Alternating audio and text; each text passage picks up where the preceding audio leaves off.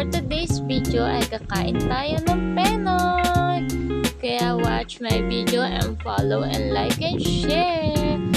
Lagi lang po kayo mag-subscribe sa aking mga videos at sa susunod ko pang i-upload.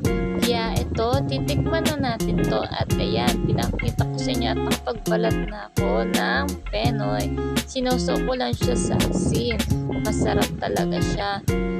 At ayan, iinggitin ko lang naman kayo na kumakain ako ng Penoy dahil wala na talaga akong magawa at wala akong maisip na content for today's video.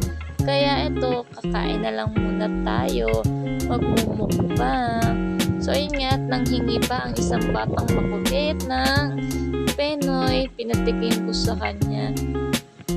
Sumili pa siya, di ba? Okay daw, nasarapan din siya sa pagkain ng Penoy. So ayun guys,